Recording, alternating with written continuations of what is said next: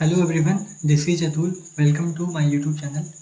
आज हम पढ़ेंगे क्लास 11 का चैप्टर नंबर 8, जिसका नाम है cell the unit of life. इस लेक्चर में हम एनसीईआरटी की लाइन टू लाइन पढ़ेंगे और थोड़ा उनके बारे में डिटेल में पढ़ने की कोशिश करेंगे। तो चलिए स्टार्ट करते हैं। When we look around, you see both living and non-living things. You must have wondered and asked yourself, what is it that makes an organism living, or what is it that an inanimate thing does not have, which a living thing has? The answer to this is the presence of a basic unit of life, the cell in all living organism. तो जब हम अपने आसपास देखते हैं तो हम देखते हैं कि हमारे पास में चेयर है या हमारे पास कलम है या लैपटॉप है, तो इनको हम नॉन लिविंग बोलते हैं। और हम देखते हैं कि कोई प्लांट है या कोई एनिमल है, जैसे कोई मंकी है या कोई फ्रॉग है या स्नेक है, इनको हम लिविंग बोलते हैं। तो ऐसा क्या चीज़ है जो इन सबको डिफ्रेंशिएट करता है कि हम मंकी को लिविंग बीइंग बोल रहे हैं और हम पेन को नॉन लिविंग बीइंग बोल रहे हैं? ऐसा इन दोनों को डिफ्रेंशिएट करने वाली ऐसी कौन सी चीज़ है? तो जब हम इसके बारे में सोचते हैं तो आंसर आता है कि सेल का प्रेजेंट होना हमारी बॉडी में हमें लिविंग बीइंग बनाता है। क्योंकि पेन में सेल नहीं है, इसलिए ये नॉन लिविंग है। आगे पढ़ेंगे। All organism are composed of cell.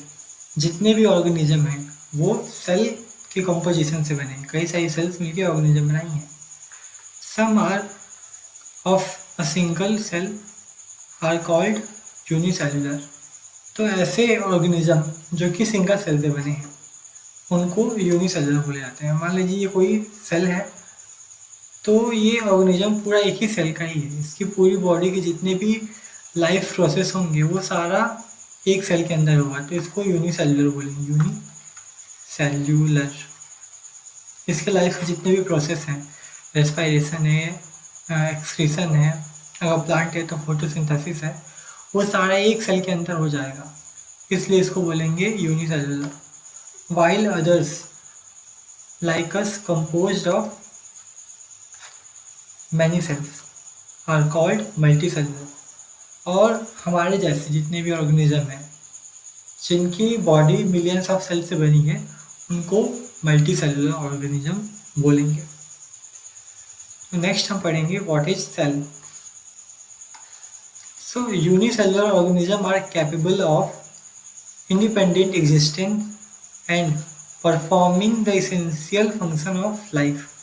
तो जो यूनिसेलुलर ऑर्गेनिज्म है जिनकी पूरी बॉडी सिंगल सेल की है, वो अपने लाइफ के जितने भी एसेंशियल फंक्शन हैं उनको एक सिंगल सेल में कंप्लीट कर लेते हैं।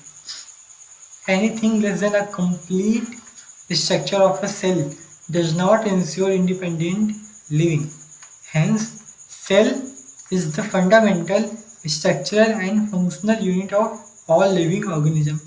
तो यहाँ पे सेल का डेफिनेशन दे रखा है कि सेल जो होता है वो सारे लिविंग ऑर्गेनिज्म का स्ट्रक्चरल एंड फंक्शनल यूनिट होता है। यूनिट का मतलब जो स्मॉलेस्ट पार्ट होता है।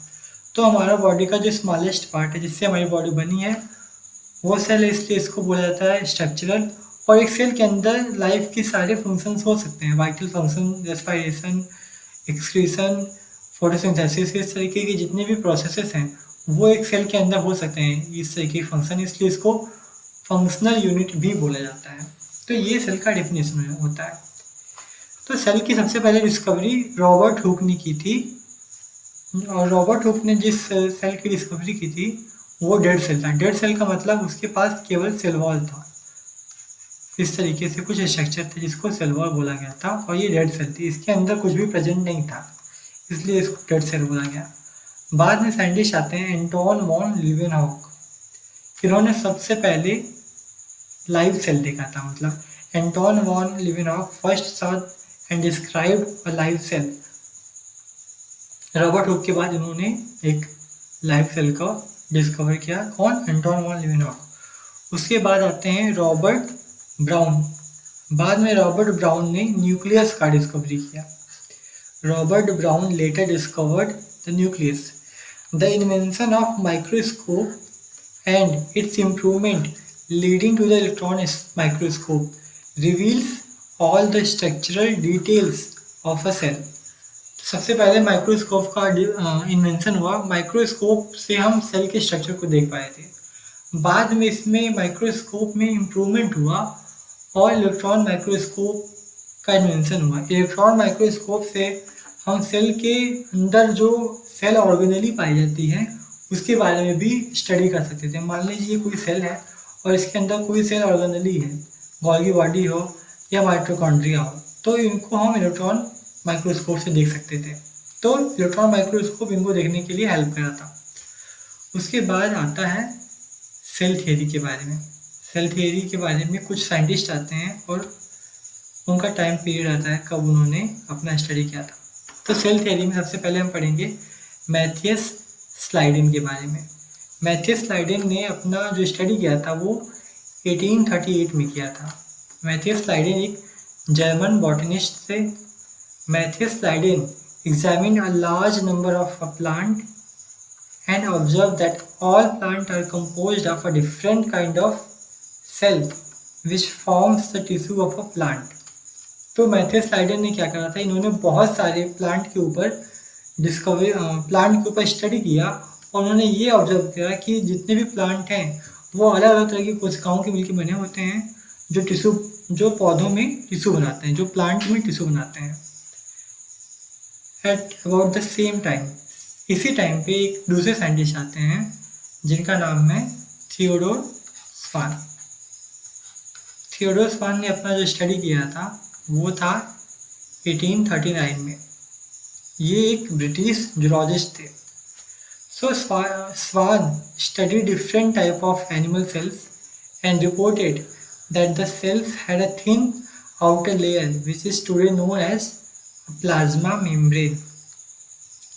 He also concluded, based on his study on plant tissue, that the presence of cell wall is the unique character of plant cells.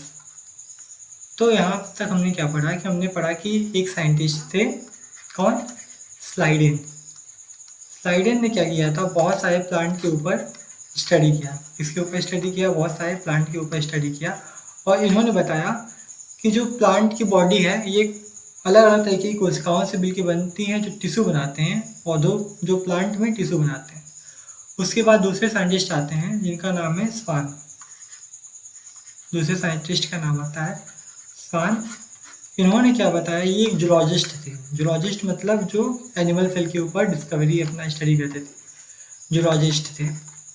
इन्होंने बहुत सारे एनिमल सेल के ऊपर स्टडी किया। किसके ऊपर स्टडी किया? एनिमल सेल के ऊपर।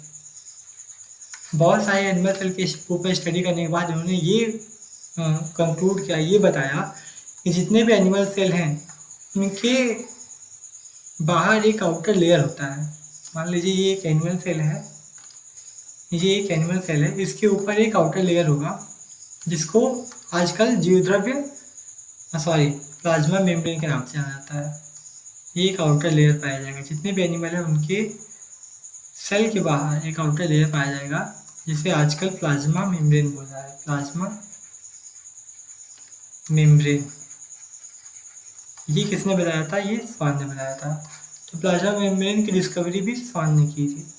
इसके बाद इन्होंने बहुत सारे प्लांट के ऊपर भी स्टडी किया था।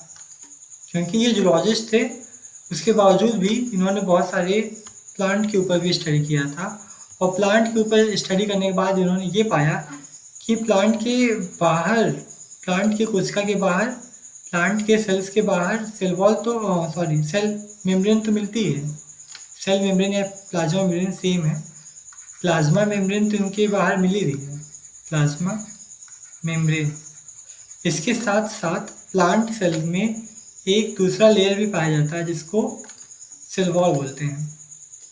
सेल मेम्ब्रेन के बाहर एक तरीके का लेयर पाया जाता है जिसको सेल वॉल बोलते हैं। और सेल वॉल का मिलना ये प्लांट सेल का एक यूनिक कैरेक्टरिस्टिक है, क्योंकि ये एनिमल सेल में नहीं मिल रहा। ये क्या है? एनिमल सेल और ये है प्लांट सेल। तो स्वान ने सबसे पहले एनिमल के ऊपर स्टडी किया, एनिमल सेल के ऊपर स्टडी किया, और उन्होंने बताया कि एनिमल सेल के ऊपर एक थिन आउटर लेयर पाई जाती है जिसको प्लाज्मा मेम्ब्रेन कहते हैं। उसके बाद उन्होंने प्लांट सेल के ऊपर भी स्टडी किया और उन्होंने बताया कि प्लांट सेल में प्लाज्मा मेम्ब्रेन तो मिलता ही है, उसके साथ साथ सेल वॉल भी मिलता है जो प्लांट सेल का एक यूनिक कैरेक्टर है। On the basis of this, Swan proposed the hypothesis that bodies of animal and plants are composed of cell and products of cell। इसके बाद इन सब सारी स्टडी के बाद में स्वान ने एक हाइपोथेसिस प्रपोज करा और उन्होंने ये बताया कि जितने भी एनिमल हैं या प्लांट हैं उनकी बॉडी सेल और सेल के प्रोडक्ट से बनी हुई है। Slayden and Swan together formulate the cell theory। इन सब के बाद स्लाइडन ने और स्वान ने दोनों ने एक साथ मिलकर सेल थ्योरी को प्रपोज करा, स्लाइडन और स्वान ने। This theory however did not explain as to how new cells were formed. मतलब इन्होंने ये सारी तो बता दिया, स्लाइडन ने बता दिया कि जितने भी प्लांट हैं वो प्लांट बॉडी है वो सेल से बनी हुई है और टिश्यू और प्लांट के टिश्यू से बनी हुई है। और स्वान ने ये बता दिया कि जितने भी एनिमल सेल हैं उनके बाहर थिन आउटर लेयर पाई जाती है जिसे प्लाज्मा मेम्ब्रेन कहते हैं। स्वान ने प्लांट के ऊपर भी स्टडी किया और उन्होंने ये भी बताया कि जितने भी प्लांट हैं उनके ऊपर प्लांट सेल हैं उनके आउटर लेयर एक प्लाज्मा मेम्ब्रेन तो मिलती है, उसके साथ साथ एक सेल वॉल भी मिलता है। ये सब इन्होंने बता दिया, लेकिन उन्होंने ये नहीं बताया कि सेल बनता कैसे है। मान लीजिए कोई सेल बन कर देगा तो बाद में एक साइंटिस्ट आते हैं जिनका नाम है रुडोल्फ विर्चो।